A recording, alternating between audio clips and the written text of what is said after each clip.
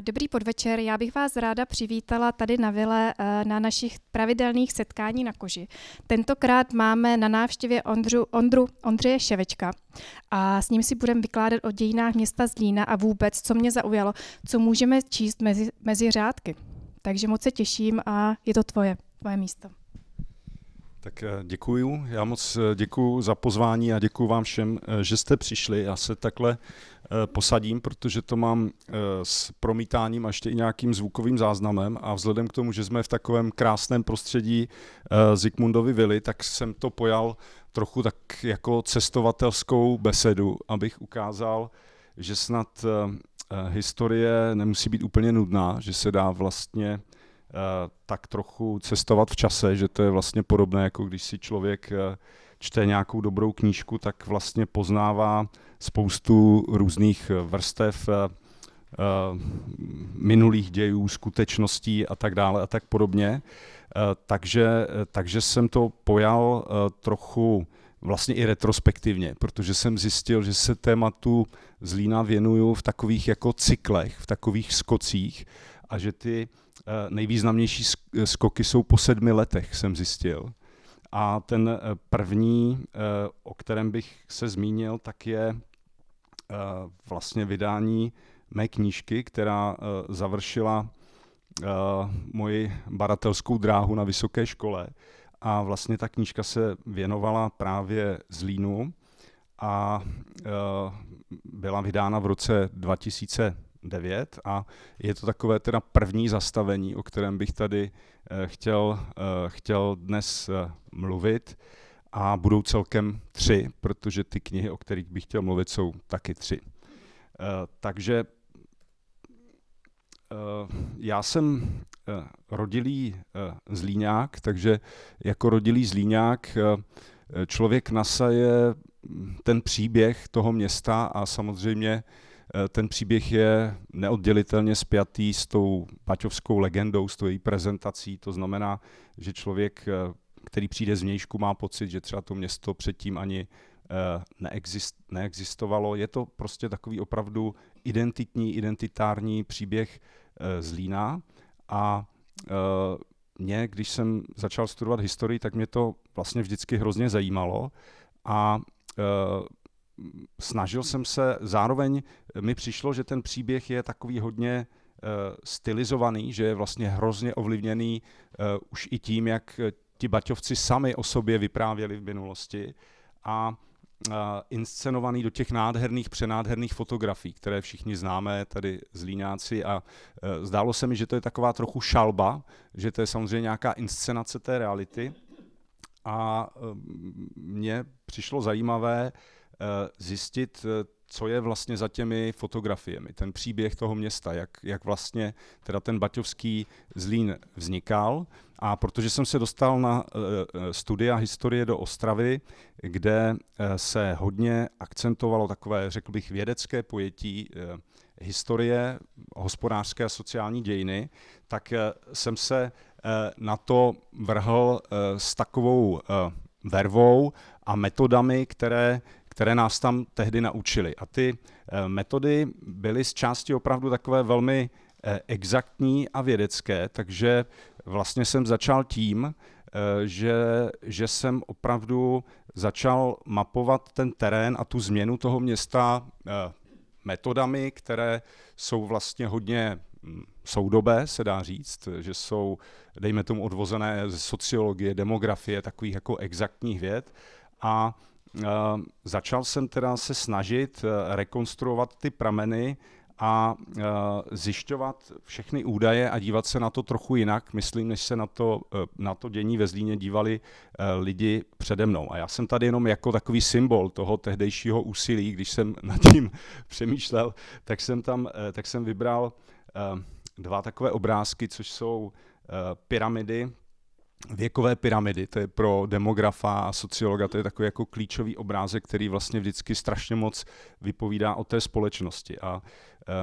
jedna věc je, že se mi líbí to, že to je ta pyramida, protože já jsem si tak tehdy trochu připadal, je to jako když, myslím, že to bylo ve Čtyřlístku, že když si Bobík sedl v poušti na takový ten špičatý kámen a začal hrabat a zjistil, že to není kámen, ale že to je vrcholek pyramidy, tak nějak zhruba postupuje archivní práce, protože vlastně tím podkladem jsou opravdu ručně psané sčítací operáty. To je vlastně podobná akce, která tady už probíhá zhruba od poloviny 19. století pravidelně, jak se sčítají domácnosti, lidé a tak dále. Tohle jsou vlastně historické záznamy, které mají obrovské množství údajů o těch lidech, o domácnostech, o domech a tak dále. A já jsem vlastně tenkrát opravdu seděl v archivech a opisoval jsem to do takových jako velmi primitivních počítačových aplikací v takových zkratkách a dostal jsem se do fáze, kdy jsem opravdu třeba obsal to, co dělali ti sčítací komisaři za té první republiky, že jsem obsal celé obyvatelstvo toho města, třeba v roce 1921, což bylo skoro 5000 lidí. A začal jsem získávat takový jako poměrně plastický obraz toho, co se ve Zlíně dělo. A když jenom tady, nevím, jestli to jde teď dobře vidět, když vidíte ty dvě věkové pyramidy, tak jenom bych chtěl na tom ukázat takový jako drobný rozdíl, že vlastně ta první, to je věková pyramida Zlína v roce 1880, to znamená, to je v době, když se na to podívá nějaký školený demograf, sociolog, tak si řekne hned, že to město asi nějak zvlášť neprosperovalo, protože ty sloupce uprostřed, vidíte, že jsou poměrně tenké, to znamená, že dole bylo relativně dost dětí a pak v nějakém tom nejproduktivnějším věku ti lidi z toho města mizí. To znamená, že odchází, tady se hodně odcházelo nejenom do okolních měst, ale třeba i Ameriky, bylo prostě vystěhovalectví a tak dále. A je to doba předtím, než vlastně nastoupila taková ta zpožděná industrializace toho regionu. A ta druhá pyramida, to je opravdu extrémní, to je z roku 1930, to je z takové té opravdu baťovské éry uprostřed té zlaté éry na konci těch zlatých 20. let a kdyby to viděl zase kdokoliv z nějakých sociálních vědců, tak si řekne, že to je asi nějaký Klondike nebo něco takového podle toho, jak ta pyramida vypadá. Akorát by mu asi přišlo velmi divné, že tady v tom věku 15 až 19 let je obrovské množství žen. To červené jsou ženy a vpravo to modré jsou muži. A to je vlastně velké specifikum Zlína, protože my máme mnohdy to baťovství a jako řadu věcí z historie vlastně spojené s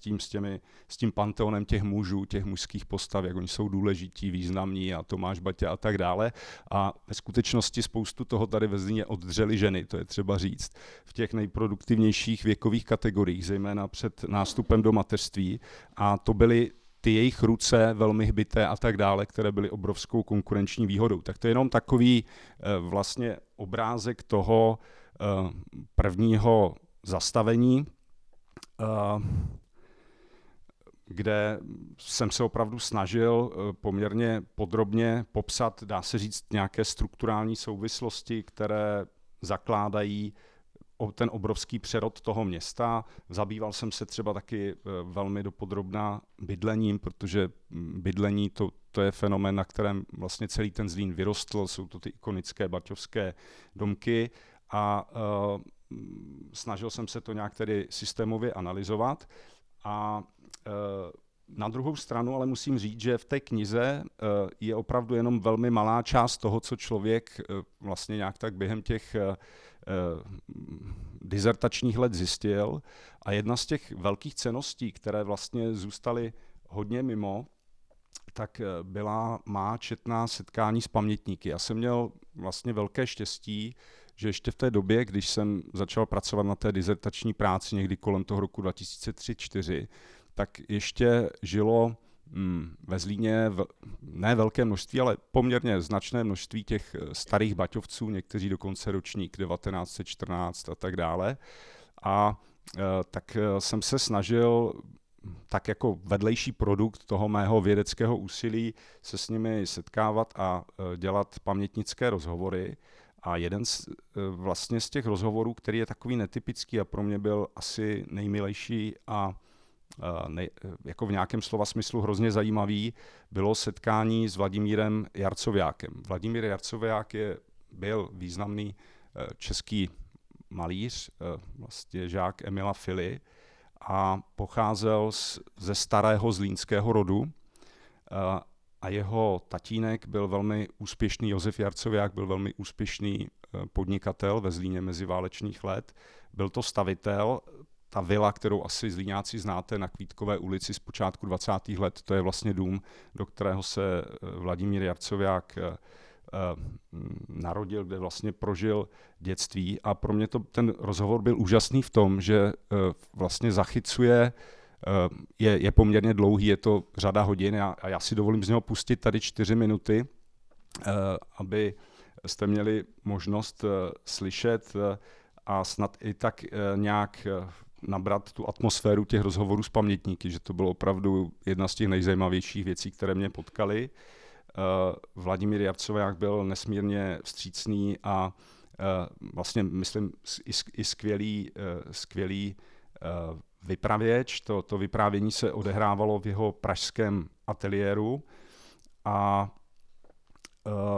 já si to tedy dovolím pustit. Zároveň bych chtěl jenom říct, že to bylo nahráváno dost v provizorních podmínkách, ještě na takové ty malinké magnetofonové pásky a ten rozhovor je trochu zrychlený, což u pana Jarcoviáka nevadí, protože on mluvil velmi rozvážně a hezky, zatímco když tam uslyšíte mě, tak se možná pobavíte, protože já jsem tam hodně zrychlený, takový jako zkrátka studentík, tak si to dovolím pustit. No a to já mám všecko z toho povídání tenkrát ještě nebyla televize a tenkrát ještě vládl takzvaný rodinný život, protože když se sešli třeba u nás nebo my zase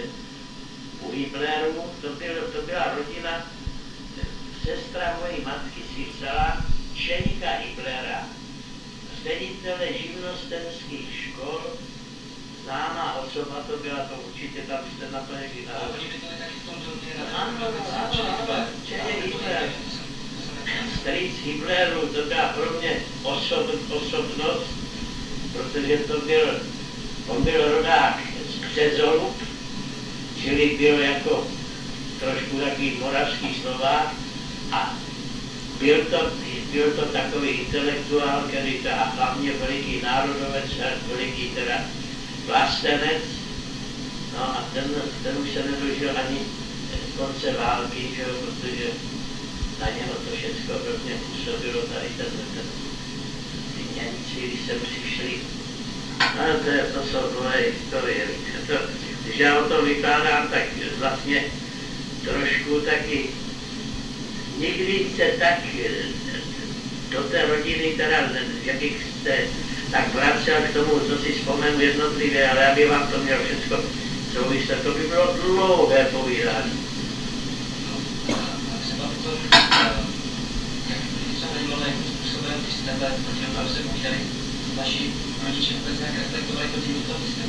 No tak můj otec byl původně taky Baťovým zaměstnancem. On byl určitou dobu ve stavebním oddělení firmy Baťa, kdy si pamatuju, že když si taky o tom říkal, když oznámil Tomáši Baťovi starému, že se chce osamostatnit, tak Baťa se na něj hrozně rozčílil a říkal mu něco takového, že by si měl dát z každé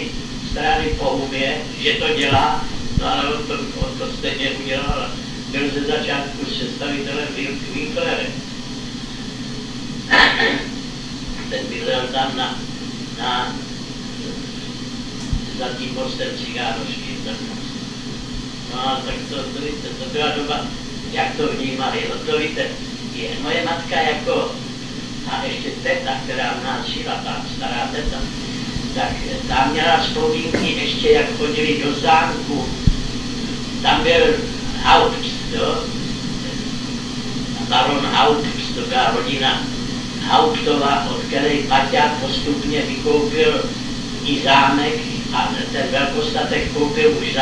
za života toho Haupta. No a to víte, matka, ta víceméně byla víc k tomu Zlínu, jako k tomu starému Zlínu, bych řekl, pro ní byly ty věci takové, jako bych řekl, až převratný, že co se tam dělo, protože tam ku příkladu tady ten barák, co jsem vám ukázal v té Potrubné ulici, tak naproti byla Komenského škola, že jo. To byla stará, dneska tam ještě stojí, ale co v ní je dneska, byly v ní nějaký úřady. No, tak do této školy jsem já ještě jako prvňáček začal chodit do první třídy a chodil jsem tam do třetí třídy a pak byla postavená nová škola na Zálešné, do které jsem začal chodit a to byl, pro mě to byl obrovský převrat, protože dovedete si představit, když tam ještě starý krempl školník s fajfkou přišel přikládat do kamen, že ho sypat uhlí a tam jsme přišli a ty staré místnosti a to. Když jsme pak přišli do úplně moderně zařízené školy, kde bylo nádherné hřiště, ačkoliv nejsem žádný sportovec, tak tam jako kluk jsme tam se tolik nadělali lehké atletiky napěstovali před tou školou. Tam byl takový školník, nějaký pan Matějka, to byl Sokol. A my jsme přišli v 7 hodin ráno třeba, když už bylo venku slušně na jaře, a do 8 jsme už běhali se stovkama nebo skákali do dálky, do říčky. To byly krásný časy. Tak to je jenom taková krátká ukázka z jinak asi opravdu 4-5 hodinového rozhovoru úžasného a mně se vlastně opravdu ta situovanost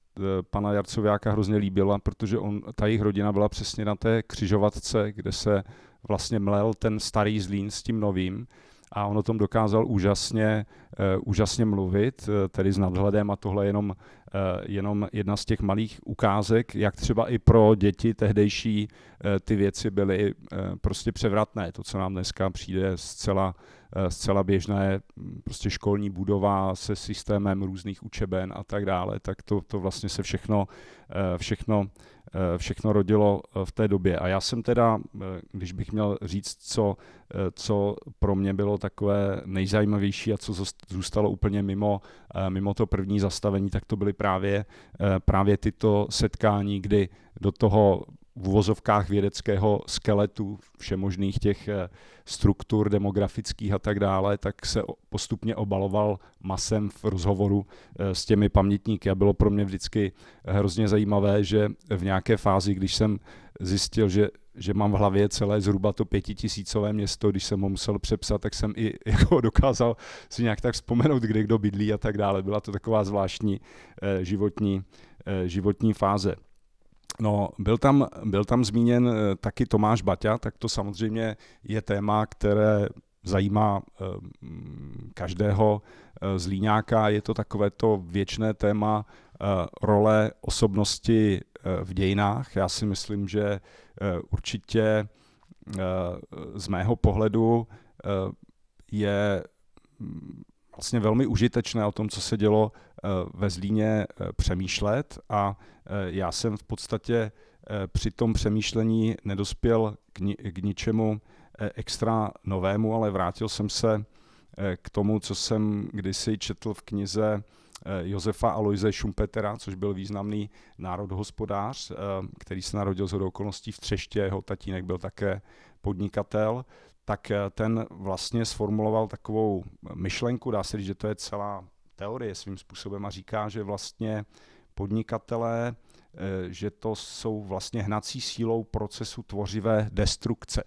která je jádrem kapitalismu. Tak tady jsem se to snažil nějak tak vizualizovat a myslím si, že vlastně v tom našem českém pojetí dějin, tak my máme vždycky často pocit, že nás válcují ty velké politické dějiny, že se prostě mění režimy a tak dále. A někdy zapomínáme na to, že ty události, které mají třeba velmi dlouhé trvání v dějinách, jsou spojeny s něčím jiným, že jsou spojeny třeba s ekonomickými a sociálními změnami a kulturními. A myslím, že na Zlíně je úžasně vidět, že právě i ten segment, který normálně nebývá pojednáván, jako třeba podnikatelé, můžou obrovským způsobem změnit celou společnost a to nejenom jako tady ve Zlíně opravdu, myslím si, že když bychom si to vizualizovali, tak v nějakém slova smyslu to opravdu byla destrukce, jako kdyby tady proletělo tornádo, protože vlastně během 20 let byste to město nepoznali a to mi přijde vlastně myšlenka, která je vlastně skrytá za tím zlínským děním v nějakém slova smyslu a je vlastně velmi zajímavá. Tady je ona kniha s nějakým podrobnějším citátem od Josefa Aloise Schumpetera, která byla napsána v roce 1942 a vlastně si myslím, že trochu myšlenkově i zhodnocuje právě ty ekonomické procesy, které se odehrávaly v prvních dekádách 20. století. Tak to bylo krátké tedy první zastavení. Pak je zastavení druhé po těch 7 letech dalších, kdy jsme vlastně s kolegou a kamarádem Martinem Jemelkou konečně dokončili takový velký projekt vědecký, který vyústil hlavně v tu levou knihu, tedy česky psanou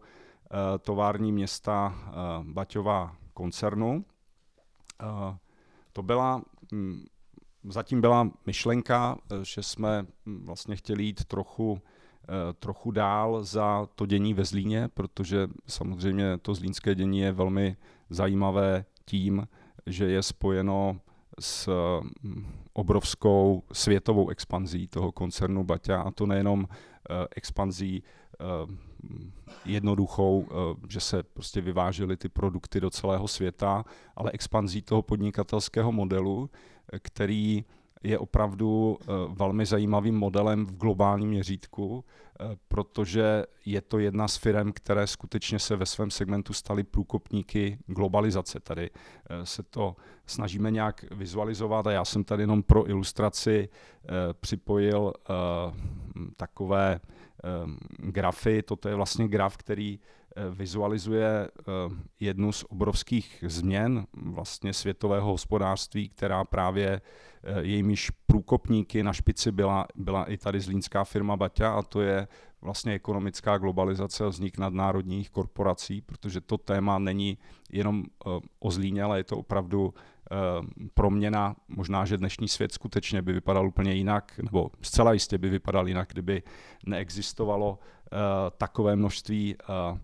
nadnárodních korporací, které vlastně ovlivňují dění ve světě dneska mnohem víc než kdejaká světová vláda, aniž si to uvědomujeme, a tohle je vlastně stav, který zachycuje historický vývoj počtu nadnárodních korporací od roku 1600 do roku 2000, kdy už jich bylo 63 000 a řada z těch firem byly větší než třeba ekonomiky řady států světa. A tohle, aby jsme to viděli i v nějakém kontextu ještě širším, tak tohle je vizualizovaný příběh německé firmy Siemens. Vpravo vidí takovou křivku počtu zaměstnanců od roku 1848 do roku 2000, kdy Siemens měl asi 400 000 zaměstnanců,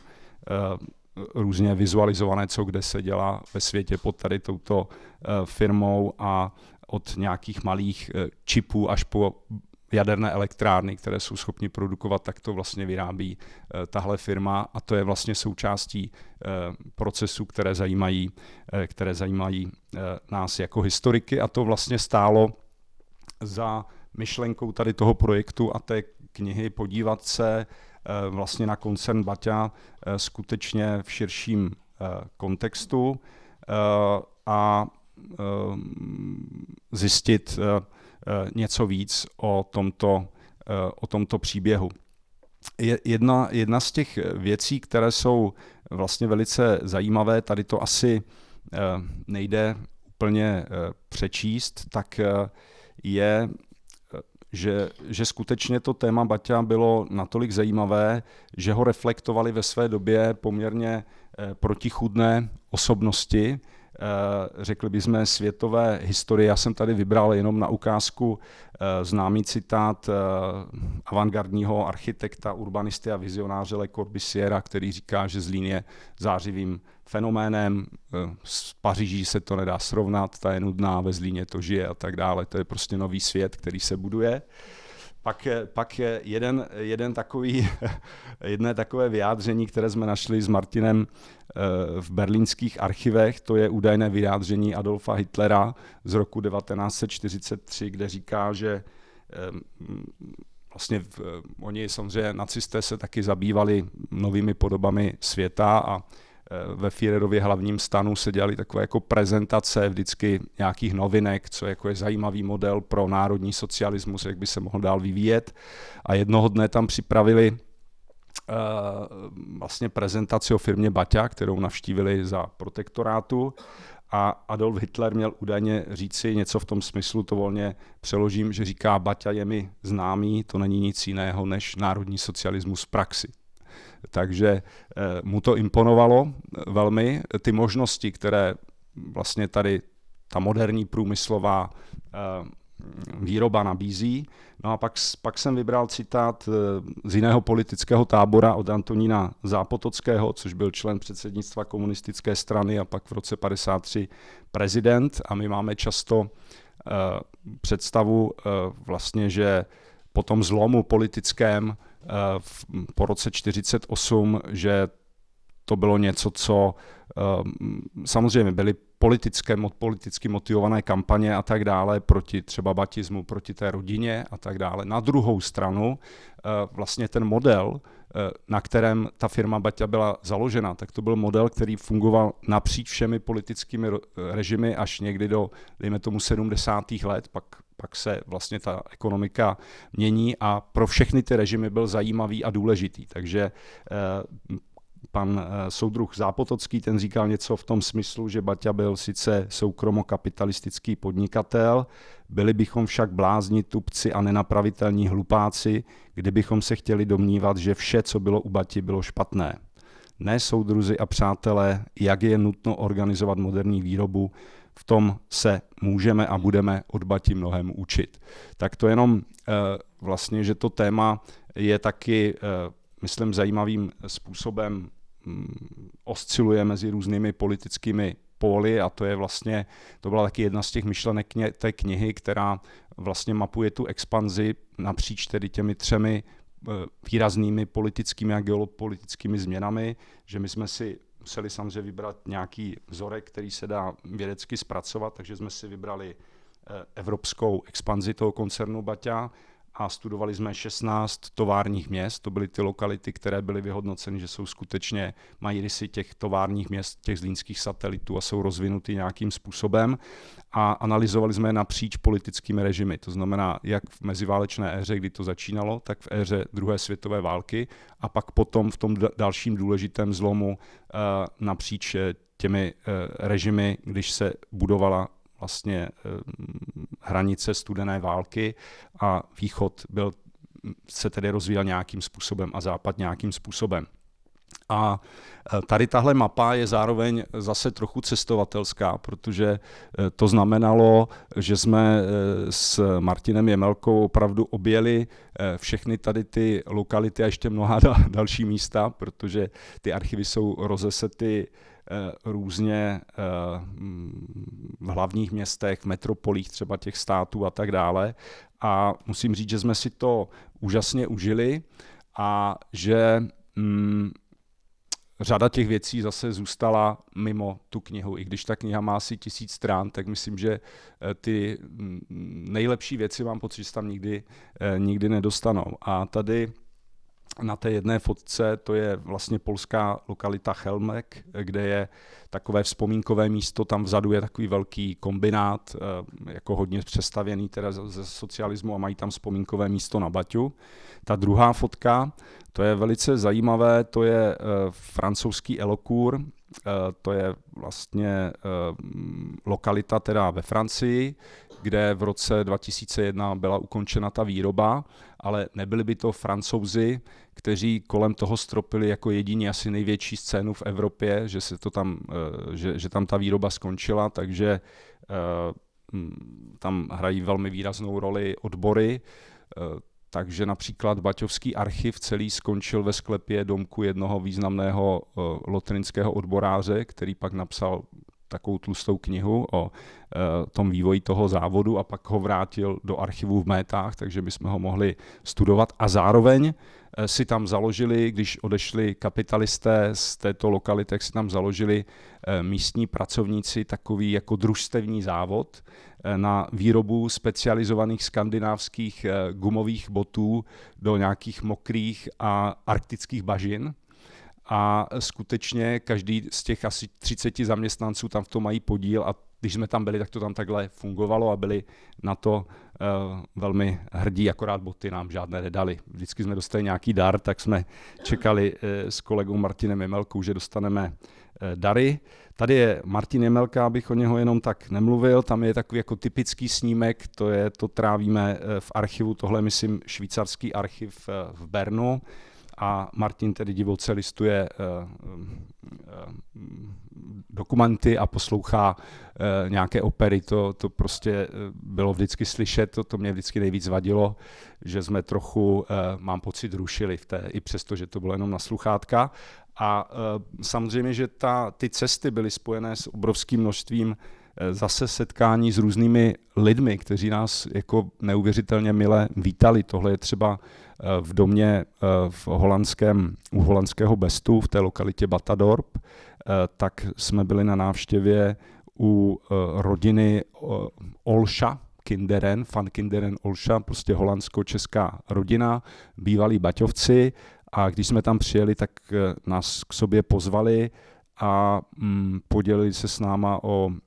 své životní příběhy a jeden z těch příběhů byl úplně úžasný, protože tam byl tenkrát, myslím, že skoro stoletý, není možná tam vidět takový ten pán v té zvláštní bílé košili, tak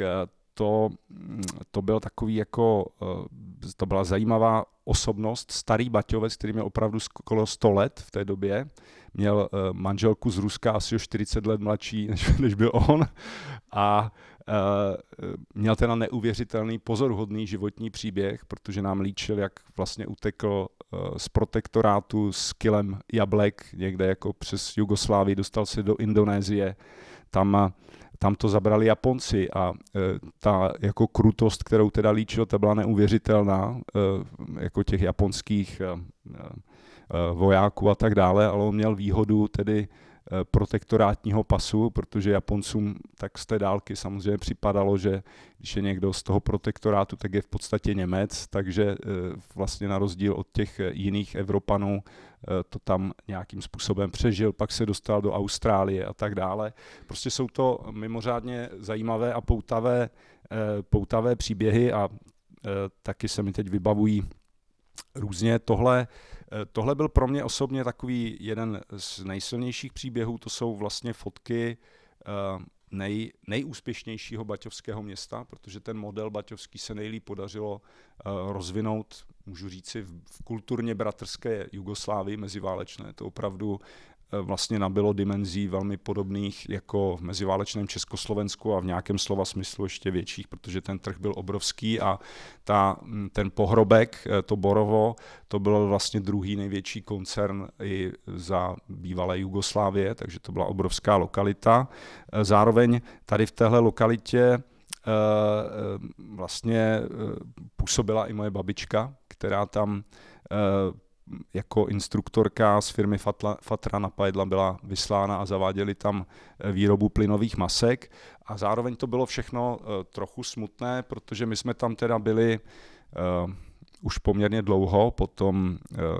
konfliktu jugoslávském.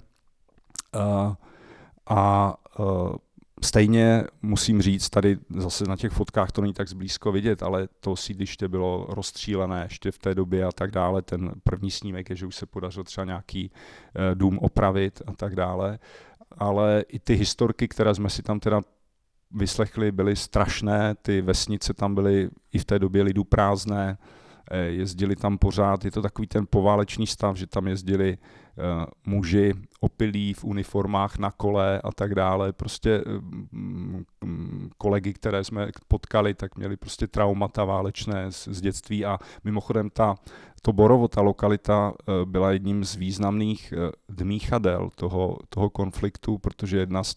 jedny z těch prvních incidentů se odehrávaly právě tam, jak to byl ten melting pot, že tam byli zaměstnanci Srbové, často ve vedoucích pozicích v tom závodu, v tom osazenstvu byli Chorvaté, dojížděli tam lidé z Bosny, tak tam byl jeden z těch prvních masakrů a tak dále a odehrávaly se tam teda příšerné věci a je to v blízkosti Vukovaru, takže to byla pro nás taková, samozřejmě byli jsme tam mile přijati jako Čechoslováci, jak nám říkali pořád, ale ti místní, byla tam poměrně silná stopa, taky vlastně zlínská, ale jinak musím říct, že to byl i po těch letech poměrně vlastně skličující zážitek. No. A teď vlastně třetí zastavení, zase dalších 7 let a tohle už je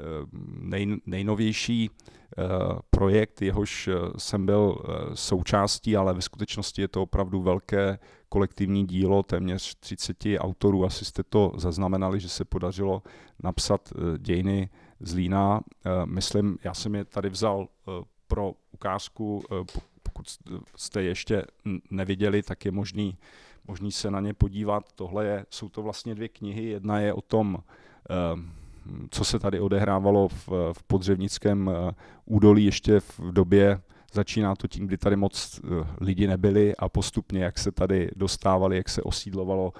Podřevnické údolí a jak vlastně asi nějak vznikal Zlín až do toho zlomového bodu, kdy se z něho pak začne stávat to průmyslové město. A ta druhá tlustší kniha, ta je vlastně už tím příběhem moderního Zlína. Je to velmi výpravná publikace, psaná, myslím, opravdu vynikajícími odborníky na všechny ty dané oblasti, takže zhrnuje to současný stav poznání zlínských dějin a myslím, že to zároveň otevírá i hrozně zajímavé otázky právě obecně historické, protože se mi zdá, že právě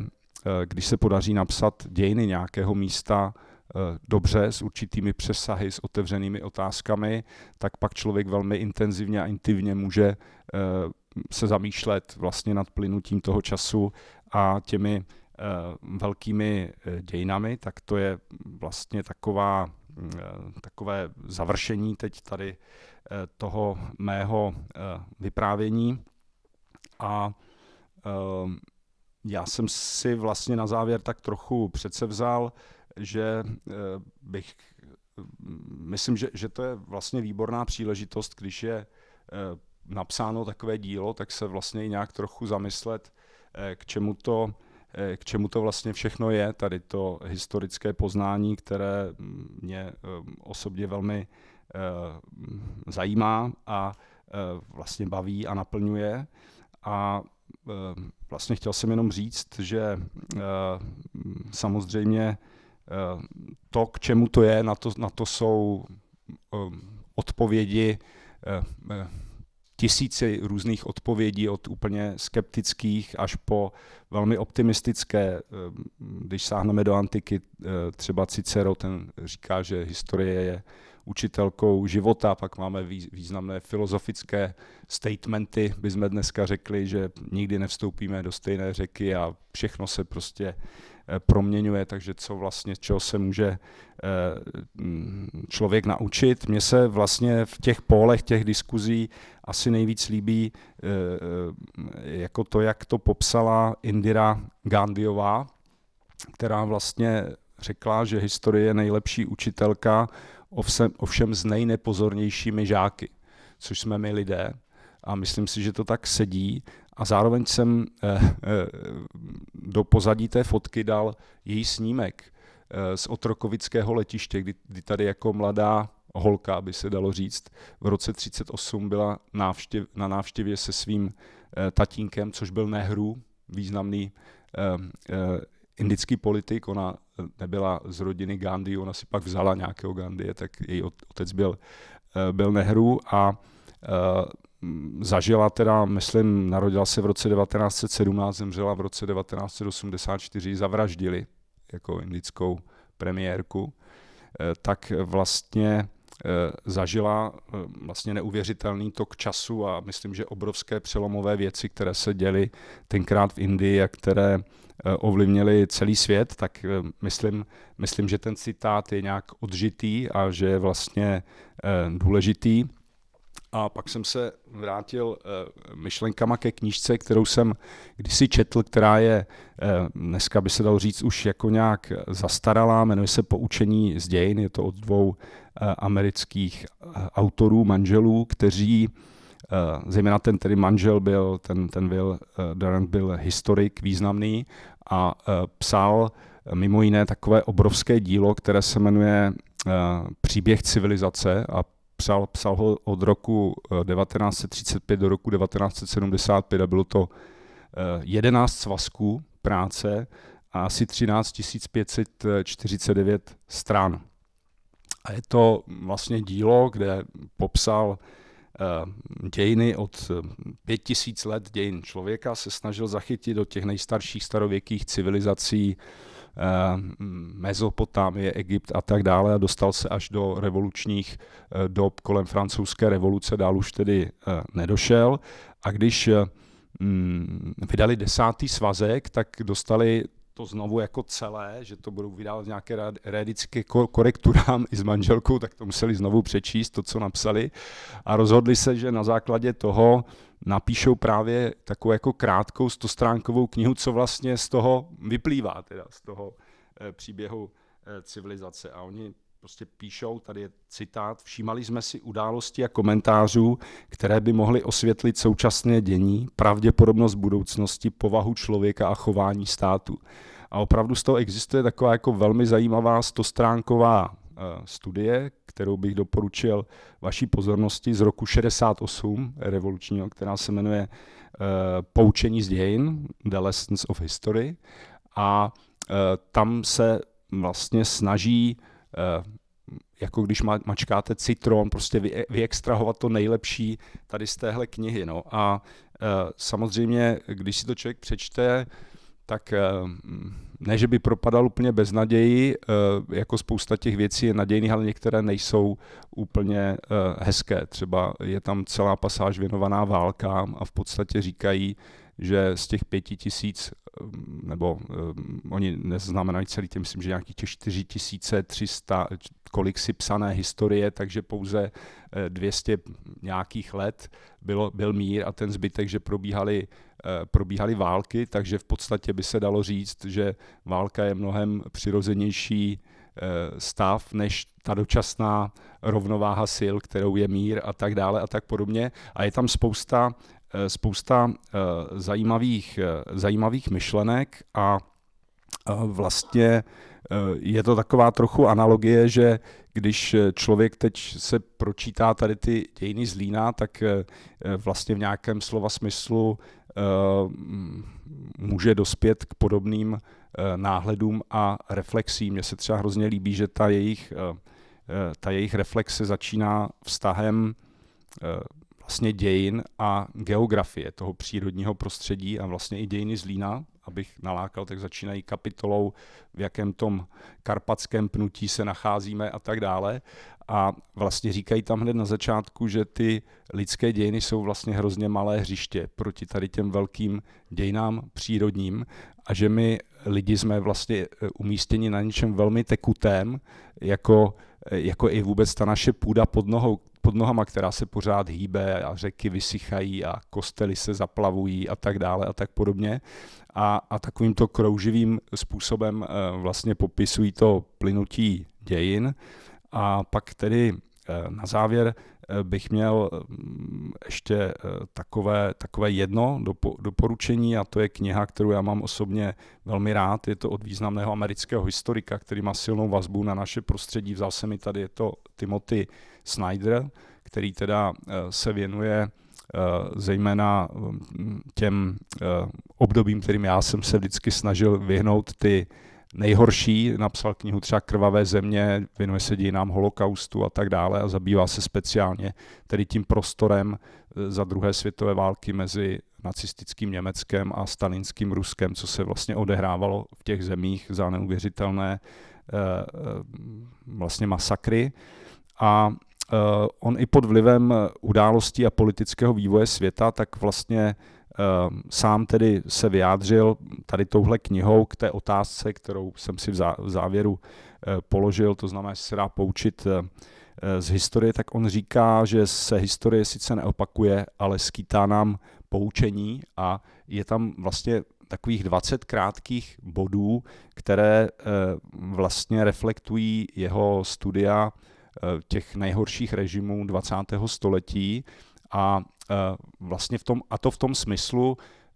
jak takovým událostem z jeho pohledu, protože historie není nějak determinovaná, lze zabránit určitým aktivním postojem člověka k nim. Jo? Takže tam popisuje třeba důležitost fungování institucí, aby každá profese si držela svou etiku, aby se budovaly komunity, aby každý, kdo může, tak prostě dělal drobné věci, že si má vybrat něco, co chce podporovat, ať to drobně podporuje a tak dále, že se máme svým sousedům dívat do očí a mluvit s cizími lidmi a tak dále. A je to teda úžasně čtivě napsaná kniha, tak tu bych chtěl doporučit zcela na závěr a to je tedy mé takové krátké prezentační antré a jelikož to má být asi zejména nebo i beseda, tak budu moc rád za jakékoliv dotazy, komentáře a děkuji za pozornost.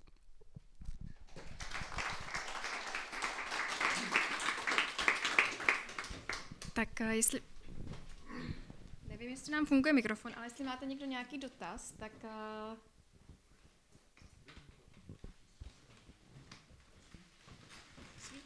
svítí. Slyšíte mě? Tak já bych měla dotaz, Ondro, na tebe. Mě by zajímalo, která osobnost z Zlínského vlastně, nebo z Zlína byla pro tebe nejbližší, když studoval tu historii. To je těžko říct. Mě vlastně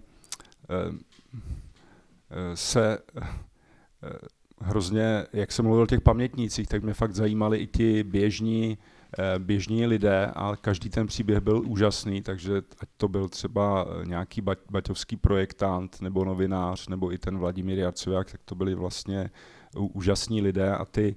historické osobnosti, tak já bych možná vyzvedl, tady jsme v blízkosti vlastně obydlí architekta Lorence, který byl nepochybně úžasný člověk, navíc statečný a odnesl to svým životem za druhé světové války a je autorem řady nádherných staveb. Některé z nich bohužel tady ve Zlíně jsou, když bych to řekl, hodně zaprášeny nebo ve špatném stavu. A myslím si, že to byla určitě úžasná osobnost, kterou by stálo za to si připomínat. Děkuju. Tak připojí se někdo k otázkám? Já mluvím dost nahlas, to nepotřebuju v podstatě. No,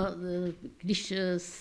mě připomněl ty osobnosti zlínské, tak já bych, je to moje trošku tak slabost, pro Vavrečku a moc by mě zajímal váš názor na jeho roli, zejména v těch 30. letech, v souvislosti právě s expanzí koncernu, možná i trošku na jeho vztah k J.A. Baťovi, což myslím byla dost taková složitá záležitost. No, tak já myslím, že to byla velice důležitá a samozřejmě strašně zajímavá osobnost a myslím, že to ukazuje na jednu takovou vlastnost toho baťovského systému nebo toho vedení a Tomáše Bati a všech těch lidí kolem vedení, že oni si uměli prostě vybrat spolupracovníky a bylo to, myslím, zase jako jedno z geniálních rozhodnutí v té době, velmi politicky pohnuté, kdy vlastně ta firma takto chtěla expandovat do různých zemí světa, že si dokázali přitáhnout k sobě takhle vynikajícího člověka, diplomata, který měl obrovské politické zkušenosti z řady různých ambasád a misí a myslím, že proto trochu jakoby neohrabané biznis, tvrdé prostředí udělal víc, než si možná dovedeme i představit právě v době, kdy bylo prostě potřeba tu firmu hájit a nějakým diplomatickým způsobem vlastně zajistit její expanzi do zemí, které v podstatě byly velmi i nepřátelsky naláděné vůči Československu, protože ta doba byla taková dezintegrační a vlastně ty parciality narůstaly v Evropě a je svým způsobem zázrak, že ta firma dokázala expandovat na cizí trhy a budovat tam ty města. Myslím si, že právě Hugo Vavrečka, což je tedy dědeček Václava Havla, takže vlastně byl takovým jako firemním klenotem v té věci a dokázal asi spoustu věcí. Myslím, že pak, když nastoupil Jan Antonín Baťa, tak ten byl znám ještě svou takovou, jako, jak to říct, trochu politickou neomaleností, tak si myslím, že té práce mu přibývalo. A samozřejmě taky i díky vaší zásluze vyšly paměti a dokumenty, že, z rodinného archivu. A tam myslím, že i jako reflexe Hugo Vavrečky všech těch událostí je vlastně nesmírně zajímavá, protože je vidět, že to byl prostě člověk nadaný jako vysokým intelektem a mimořádných schopností, takže tak nějak asi bych to viděl.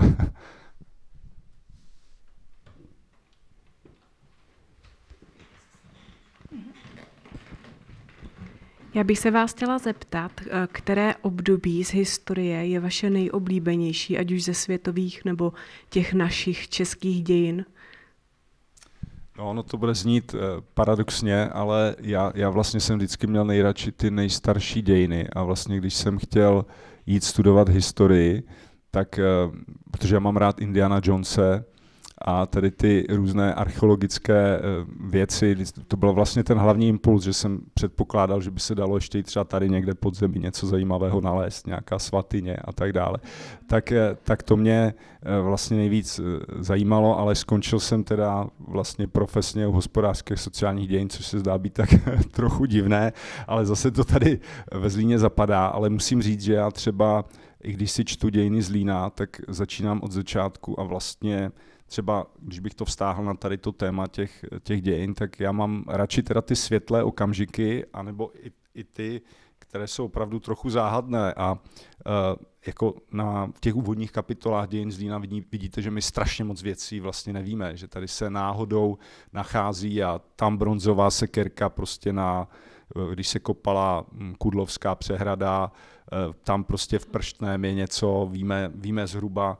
jakou obrovskou roli teda hraje ta geografie. To se zase vracím k té myšlence, že je úžasné, že i to osídlování tady toho údolí je evidentní, že probíhalo v logice té krajiny a prostě ty největší naleziště jsou v Malenovicích, tam mezi tratí, mezi vlastně Kvítkovicema a Malenovicema, kde jsou ty nejstarší osady z dob železných a prostě a tak dále, i Slované, když tak prostě přicházeli postupně a to je vlastně hrozně zajímavé a myslím si, že teda v téhle knize je úžasné to, že to píšou přední odborníci na to dané téma, že se vyhodnocují ty nálezy a zároveň to podávají tak, jako že to je soubor otázek, že my vlastně přesně nevíme, kdy ten Zlín tady třeba byl vůbec jako město. Víme, že třeba Zlínské náměstí je tak skvěle položené v rámci toho Podřevnického údolí, protože vlastně je to trasa, kterou protíná jako ten potok, který teče z Kudlova přes Fryštáku, tam se to jako rozšiřuje a víme, že třeba poměrně blízko toho náměstí, že se tam našli nějaká prostě slovanská zemljanka a tak dále, jo? Že vlastně ti lidi si vybírali ta místa a vlastně tyhle druhy historie mě baví nejvíc a pak v rámci dějin Zlína mě přijde úplně pozoruhodná etapa a je skvěle popsaná taky z toho prvního svazku, kterou napsal vlastně Milan Řepa, to je brněnský historik, kolega z Historického ústavu Akademie věd z pobočky Brně. A on se zabývá vlastně tím městem po roce 1848, což je vlastně úžasná etapa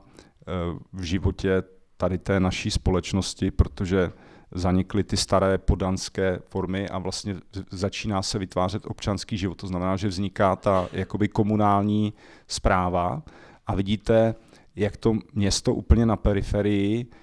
mnohdy na pomezí úplného zániku nebo prostě hrozně negativních trendů, že třeba hned v roce 49, rok potom, co teda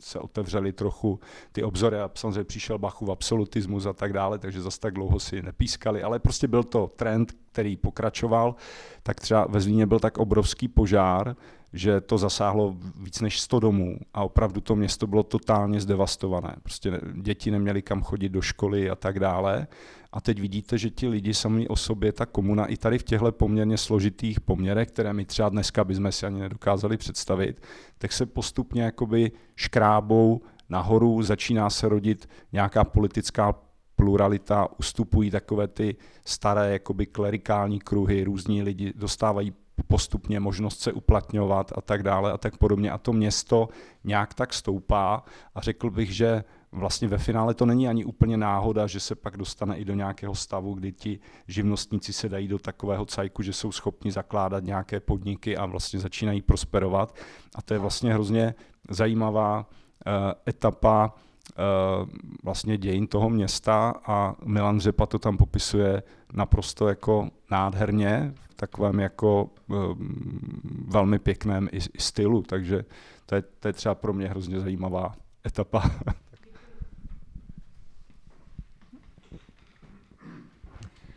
Je krásné slyšet, že i historik, který se věnuje hospodářským dějinám, začínal u nějakého romantismu. A když jsme se dívali na tu demografickou strukturu Zlína v různých etapách, tak protože vím, Ondřej, že tvůj záběr je velmi široký, máš velmi skvělé kontakty interdisciplinárně, tak by mě zajímalo, jestli v rámci současného zájmu o gender problematiku ta tvoje pyramida už inspirovala někoho, kdo se věnuje ženským otázkám, protože teoreticky by to mělo fungovat tak, že ty ženy, které přišly k baťům do Zlína za prací, tak byly vlastně ženy, které byly nějakým způsobem ambiciozní, našly tady ambiciozní manžele. Určitě se jim nerodily neambiciozní děti a protože ty vdané ženy, zejména pokud pracovali jejich manželé v marketingu, čili prodávali ty boty, tak už nebyli zaměstnanci té firmy, ale vlastně sloužili svému manželovi jako podpora prodeje, plus se starali o tu rodinu. Tak by mě zajímalo, jestli se někdo začíná věnovat tomu obrovskému impulzu, které ty původně baťovské ženy mohly vlastně vložit do té další generace. A co se s těma lidma potom stalo, s těmi jejich dětmi? No, myslím si, že takhle asi, jak jsi to badatelsky formulovala, že to není úplně prozkoumáno, ale objevilo se pár badatelů, zejména badatelek, třeba kolegyně Tereza Adamský z Vídeňské univerzity, tak ta vlastně se hodně zabývá i, kromě toho, že nějak reflektuje zlínskou architekturu, tak se právě zabývá i jakoby tou genderovou konstelací, která to třeba výrazně ovlivňovala. A myslím si, že to je pořád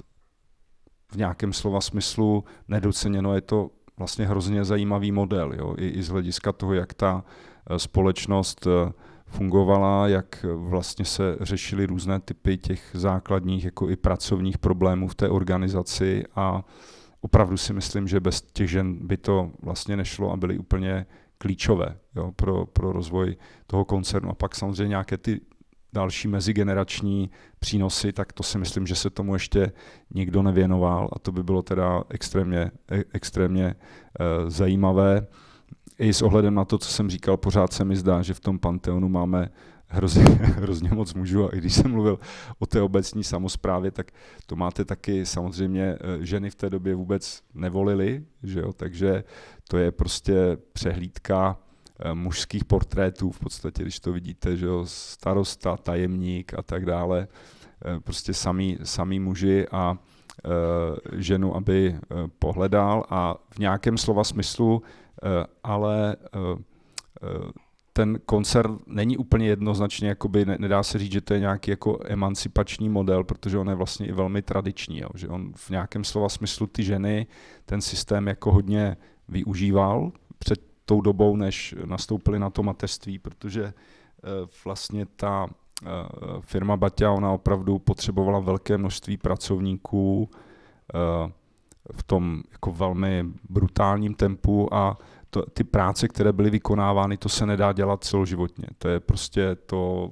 i dneska ty továrny, které existují, většina z nich samozřejmě mimo Evropu, tak musí ti lidi na těch pozicích pak fluktovat, protože to jste po 10 letech úplně vlastně zničen nebo zničená. A vlastně ono to svým způsobem bylo jako nějak geniálně etablované do té reality, že oni ty holky třeba, když tam nastoupili v těch 14 letech a někdy do těch 24 tam pracovali a pak teda, když se provdali, tak už tam jako nebyli, tak to zároveň řešilo i ten pracovní problém, který by tam stejně nastal, protože buď to by se muselo ubírat to tempo té výroby, protože to by nešlo dělat, že tam to množství té ruční práce tam bylo obrovské a proto tam vidíte ten obrovský zub jakoby těch žen, které ještě převažují před těmi muži, protože ti muži měli v té hierarchii možnost postupovat nahoru a zase všichni nemohli postoupit nahoru. To prostě v žádné hierarchii nejde, i když ta firma obrovsky rostla, tak ona vlastně těm nejschopnějším mužům dokázala najít ty místa a protože pořád rostla, tak ten demografický problém do té druhé světové války žádný nevznikl, protože prostě ani vzniknout nemohla, pak se měnily už politické poměry a ta role ženy se úplně zásadně mění, jak třeba už pod knutou toho národně socialistické ideologie, tak pak za minulého režimu, že se mění dost výrazně to postavení žen, ale nikdo se tím podle mě nějak jako systematicky nezabýval. No. Bych tomu jenom doplnila, já pocházím ze Slovácka a potkala jsem se během svého života s celou řadou žen, které pracovaly ve Zlíně. A chtěla bych zdůraznit, jaký obrovský význam mělo to budování koncernu pro ten kraj celý, nejenom pro Zlínsko samotné, ale i pro tu Jižní Moravu. Ty holky samozřejmě nastoupily přesně tak, jak jste říkal, některé možná později, až kolem 16 let. A oni si během těch několika let, co pracovali u firmy Baťa, tak si vydělali vlastně na věno.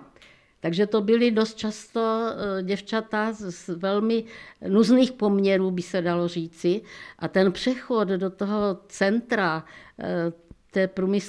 toho průmyslu pro ně znamenal obrovský zvrat v jejich životě. Nazbírali si tu spoustu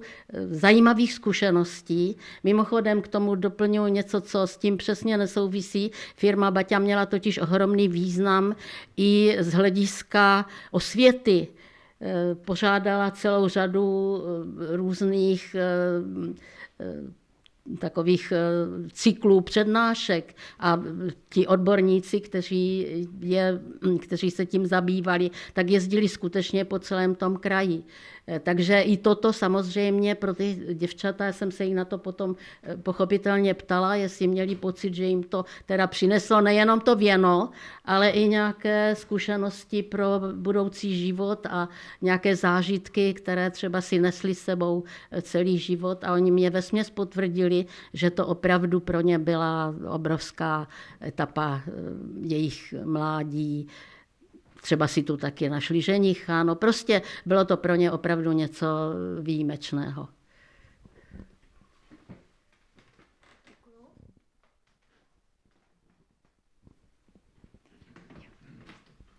Já bych se chtěla zeptat, bavíme se o historii a o vývoji dějin. Jak vidíte současnost Zlína vůbec v tom vývoji?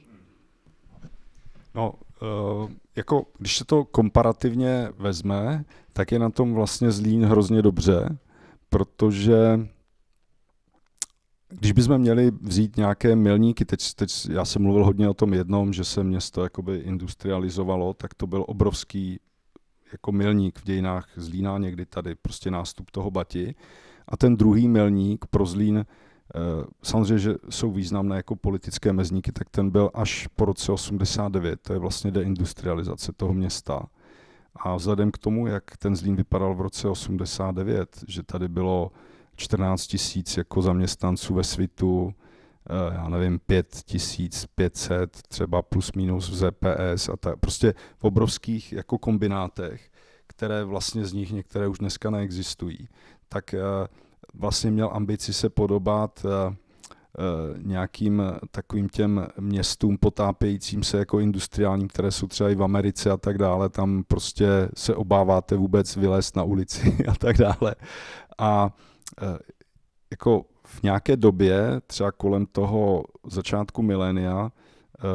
to vypadalo jako dost špatně, si myslím, jako tak jako nějak i vizuálně. Na druhou stranu,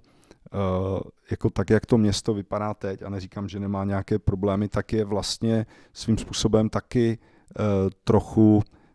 nechci říct zázrak, ale je to vlastně úspěch, jo, v nějakém slova smyslu, protože přerodit se takhle jako výrazně do té podoby, aniž by s tím byly spojené jako fakt dramatické sociální propady a tak dále. A samozřejmě dneska ty výzvy, které před náma jsou, tak si myslím, že jsou specifické pro tento region, jako toho města, i pro ty bývalé státy středovýchodní Evropy. Myslím si, že ten model, tak jak nějak byl nastavený po roce 89, se vyčerpal v nějakém slova smyslu, že se prostě musí hledat nové cesty obecně na všech těch úrovních. A pak si myslím, že tady máme ještě trochu problém, tak jak to vidím jako hospodářský historik spíš, v rámci celé Evropy. Jo? Že opravdu Evropa, vždycky je hrozně zajímavý, jsou historici, kteří mají obrovský dar, že píšou ty velké dějiny jako přehledové, prostě třeba dějiny 20. století nějak to nazývají. Třeba existuje kniha, která se jmenuje Konec evropské éry, a popisuje 20. století, jak vlastně upadá Evropa, že? Protože to bylo centrum světa v nějakém slova smyslu. Do určité doby Britové prostě měli svoje impérium a myslím, že i třeba v těch procesech toho Brexitu a tak všechny tady ty historie hrajou roli, jo, jako nějakým významným způsobem. A teď si myslím, že jsme ve velmi jako přelomové éře, že se určitě bude psát o asijském prostě 21. století. O tom bych nepochyboval, to vidím i doma. Jak my jsme třeba byli obdivovatelé a vzivatelé vlastně angloamerické globalizace a kultury a tak dále, hudba, filmy. Dneska děti už po internetu sledují úplně jiné věci například a tak dále, že jsou jako velké převratné procesy a my si v tom musíme najít samozřejmě nějak velmi aktivně své místo a musíme se snažit a být aktivní. A myslím si, že v nějaké podobě, že je teď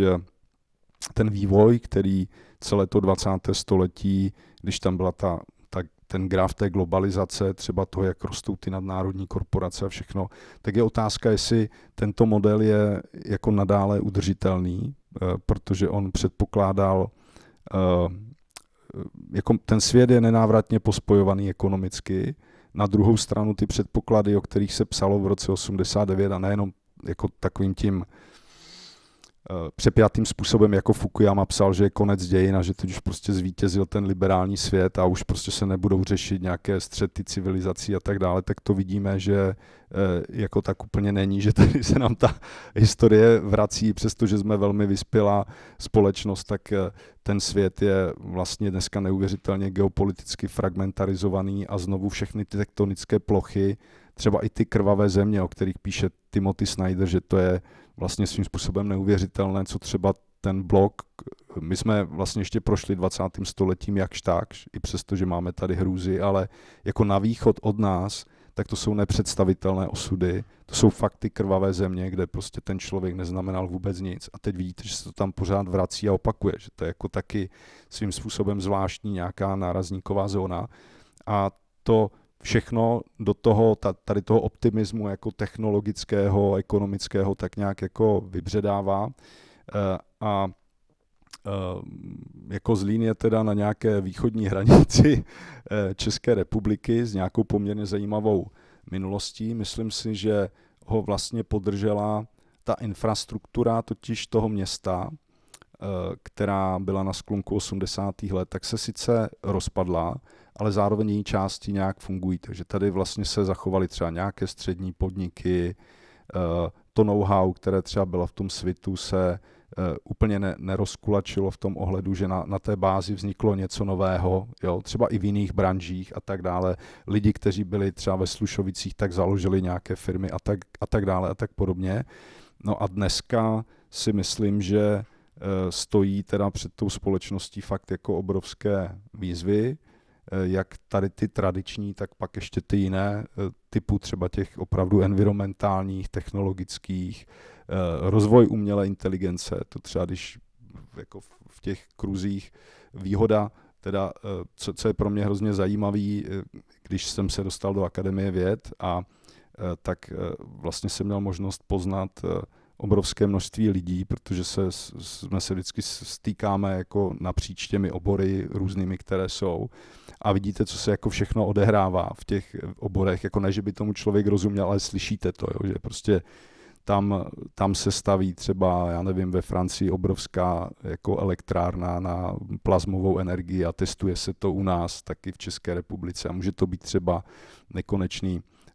zdroj v uvozovkách energie pro lidstvo a může to přinést úplně nějaký zásadní změnu, to, co třeba si lidi nedokázali představit v knihách Žila Verna, že prostě něco těžší jak vzduch bude lítat a tak dále, tak prostě takovéhle přelomové věci jsou, ale zároveň vidíme, co se v tom světě děje a jak je vlastně dneska teda neuvěřitelně nestabilní, politicky křehký a nebezpečný. Jo, zdá se mi, že takové ty předpovědi, jak se měří, jestli už je za 5:12 nebo minuta před 12, takže v nějakém slova smyslu teda bohužel ta doba je velmi napjatá. A zdá se mi, že teď v tuto chvíli Zlín je jako jedno z výborných míst pro život. Já jsem se tady sám znovu vrátil před necelými 2 lety. Na druhou stranu samozřejmě nevyhne se všemu tomu, čemu se bude muset čelit tady jako jak na regionální úrovni, tak vlastně v rámci Evropy.